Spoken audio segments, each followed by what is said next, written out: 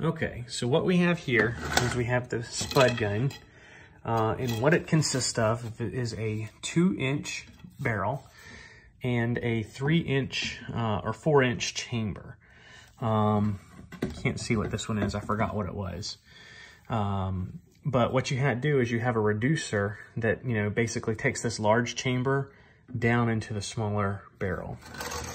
We also have a ramrod here as well, which helps lodge the projectile down all the way to the back, to the front of the chamber, to the bottom of the barrel.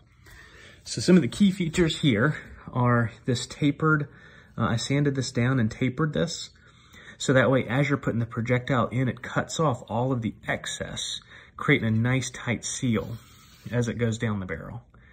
So what you do here is you put your projectile in, and then you get your ramrod and you ram the projectile all the way down to the back of the barrel.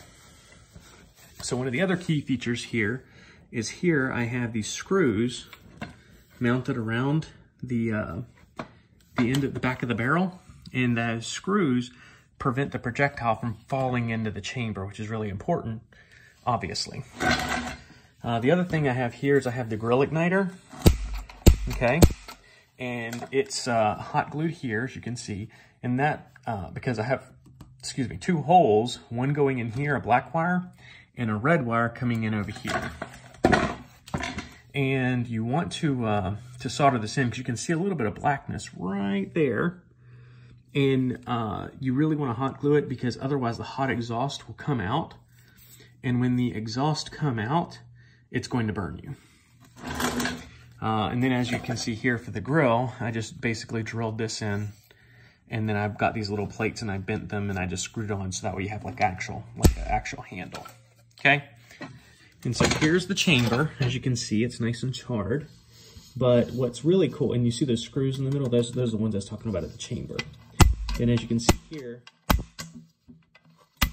it's not sparking. The spark, there's a spark. And then you just, what you do is you spray just a little bit of starter fluid in here.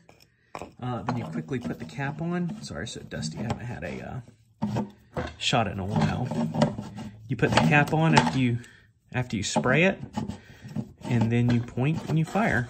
And sometimes after I fire, what I do too is I'll blow into the chamber to get some fresh oxygen in there, because you got to have just the right combination of fuel and oxygen whenever you want to shoot this.